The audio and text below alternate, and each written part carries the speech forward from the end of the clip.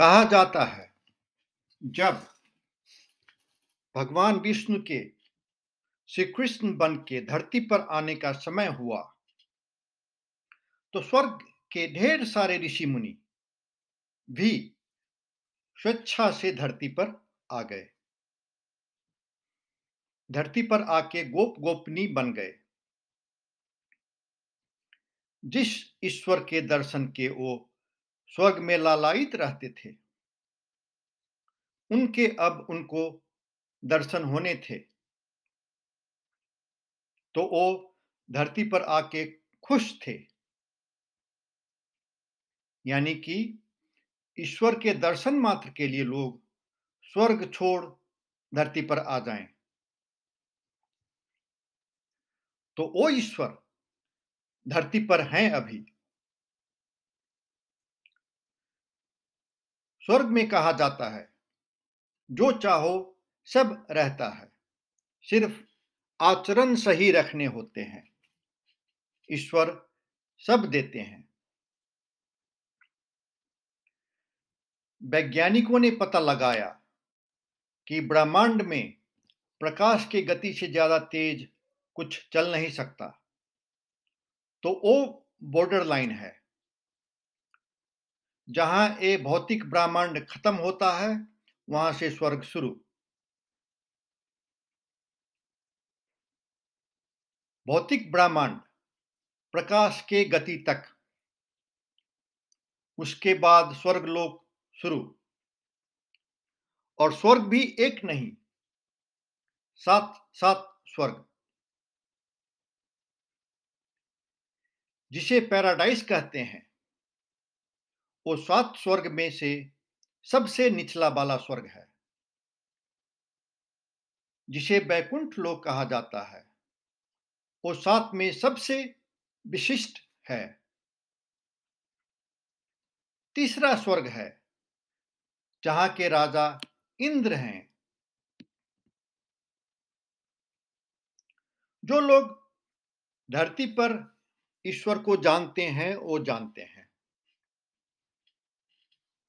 लेकिन स्वर्ग के नागरिकों को, जिन्हें क्रिश्चियन कहते हैं एंजल और हिंदू कहते देवी देवता, जिनका क्षमता ही बहुत ज्यादा होता है, उनकी ईश्वर को जानने की क्षमता ही बहुत अधिक होती है, लेकिन उन्हें भी ईश्वर अनंत ही लगते हैं। स्वर्ग में भी ढेर सारे हैं जिन्हें लगता है कि ईश्वर के आराधना के अलावे और कुछ करना ही नहीं, बस लीन रहते हैं, तो वो ईश्वर धरती पर हैं अभी। कुरुक्षेत्र में अर्जुन इच्छा जाहिर करते हैं श्री कृष्ण से कि हम आपका दिव्य रूप देखना चाहते हैं। तो श्री कृष्ण कहते हैं, जिसे देखने को खुद स्वर्ग के देवी देवता लालायित रहते हैं, वो देखो। अर्जुन डर जाते हैं देख के। सारे दुनिया का सर्वश्रेष्ठ योद्धा डर जाता है। युद्ध में जिन जिन को मरना है उसे तो श्री कृष्ण पहले ही मार चुके होते हैं। अर्जुन को तो सिर्फ बाण चलाना भर है। अर्जुन पूछते हैं कि हम आपकी किस रूप में पूजा करें? तो श्री कृष्ण कहते, हमें इस मानव रूप में ही पूजा करो। यानी कि ये मानव रूप मेरा कोई प्रतिनिधि नहीं, ये मैं ही तो हूं। ये मैं खुद धरती पर हूं, आया हूं। तुम्हें भी कर्म करने को कह रहा हूं और खुद भी अपना कर्म ही तो कर रहा हूं। ईश्वर भी अपना कर्म करते हैं। अर्जुन को जो कहा वही बात मुझे भी कहा। सीता माता के भाषा मैथिली में कहा। कर्म करूं, अर्थात कर्म कीजिए। परिचय धीरे धीरे खुद ब खुद स्थापित हो जाएगी। लोग धीरे धीरे जुड़ना शुरू करेंगे। कर्म करिए। अंग्रेजी में एक शब्द में कहा जाए तो एक्ट।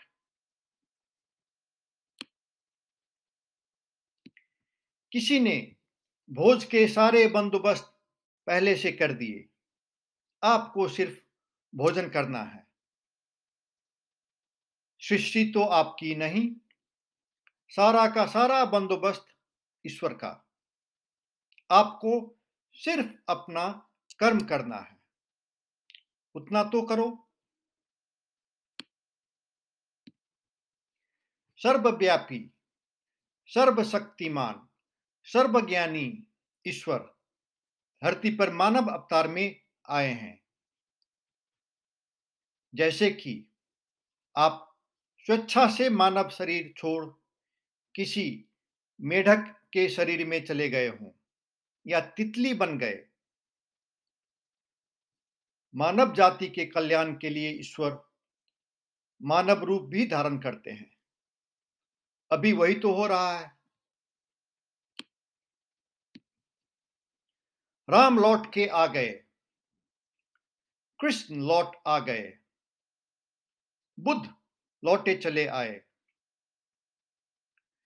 सिद्धार्थ गौतम के पैदा होने के बाद कहा गया कि ए बालक, या तो सारे पृथ्वी का राजा बनेगा, नहीं तो जोगी बन जाएगा। इस बार तो वो राजा बनेंगे। आपकी खुद किस्मती है। जिस धरती पर अभी आप हैं, उसी धरती पर अभी ईश्वर मानव अवतार में है। कल की सेना विश्वव्यापी संगठन का निर्माण होना है, उसमें सहभागी होइए। सत्य युग में भी लोग महीनों सालों तपस्या करते थे कि ईश्वर के दर्शन हो जाए। लेकिन जब ईश्वर धरती पर मानव अवतार में हो तो दर्शन ही दर्शन। काम करना है। धरती पर अभी एक नहीं अनेक जगह युद्ध के बादल मंडरा रहे हैं, उसको रोकना है। मानव जाति का जैसे धरती से ही संबंध विच्छेद होने को है, ग्लोबल वार्मिंग कहते हैं, उस संबंध को फिर से अच्छे से स्थापित करना है। सद्गुरु महोदय एक मिट्टी अभियान चला रहे हैं। खुश होइए, जिसका आपको हजारों सालों से इंतजार था, वो घड़ी अब आ गई। ईश्वर धरती पर मानव अवतार में है। भगवान विष्णु के कल की अवतार धरती पर हैं। राम राज्य सिर्फ अयोध्या में था, कल की राज्य सारे पृथ्वी पर रहेगी।